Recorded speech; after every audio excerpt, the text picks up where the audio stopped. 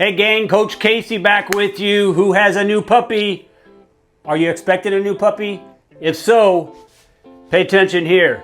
3 things that sabotage puppy training. And these, all 3 are directed at early puppy training, early puppy development. When you have a puppy and it's brand new, these are the things you need to be doing. So I'm gonna jump in here, but before we do, I want you guys to take a stab at it. Put your picks in the comments. What do you think are some things that people are doing that are sabotaging their puppy training?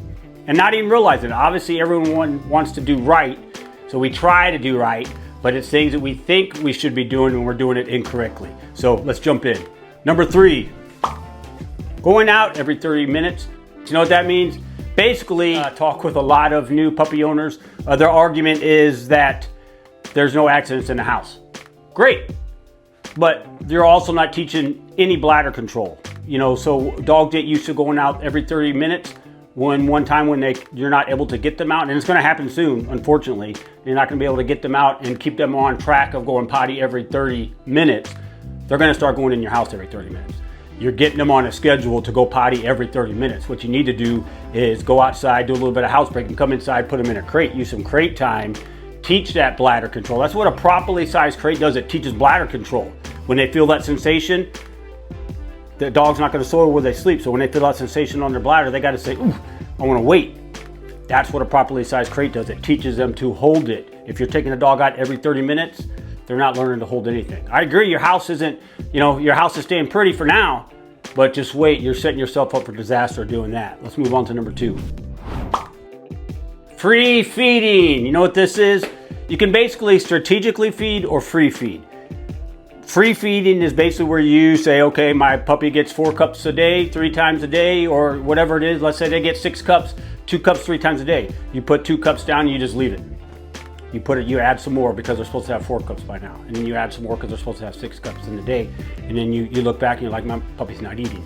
Not only are you killing any food drive that's gonna be very handy in training, you're not in charge at all when you say, here, have at it whenever you'd like. What you need to do is flip that to strategic feeding. If you want to feed, let's use an example of 7 a.m. 7 a.m. you put the food down, 7:10 you pick it up. You're in charge. You control resources. You're the leader. Also, you're going to start controlling the intake, which now you can control the outtake. It's going to help you tremendously with housebreaking. People, they're like, well, they crap all day long. I said, yeah, because you got food down all day long. You see, I mean, when you control the intake, you can control the outtake. Get them on a strategic feeding where you can build food drive that now you can use when you get a treat. They're like, oh my God, look at that food. Now you can use it in all your training. Without that, I mean, you're toast. Not to mention your dog's just going potty all over the house. You don't know when they need to go out, when they're whining for something else, because they have access to free food and water all the time. You got to do it strategically, guys. That'll put you in charge and change the game. Let's move on to number 1. Anybody know what it is? What is the one thing that people are doing that are screwing up their puppies more than anything? Drop it in the comments. Here we go. This is a big one. You guys heard me go round and round with veterinarians with this, with clients about this. I've taught puppy preschool for 20 plus years with 3 brick and mortar facilities. Never a problem for 8 and 13 week old puppies. Right?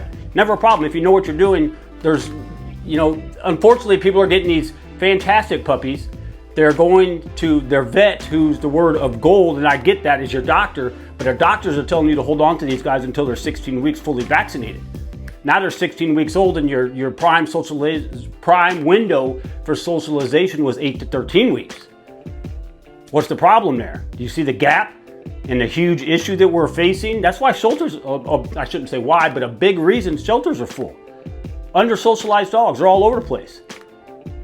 And it doesn't help when you have professionals telling you to not socialize your dog. So that's kind of my point. Do your homework. 8 to 13 weeks is when you need to get your new puppy out and about around everything that's going to run across as a mature adult. You need to do all that by 13 weeks. If you wait for your rabies vaccination at 16 weeks, you missed it. I hope I'm making a point here, guys.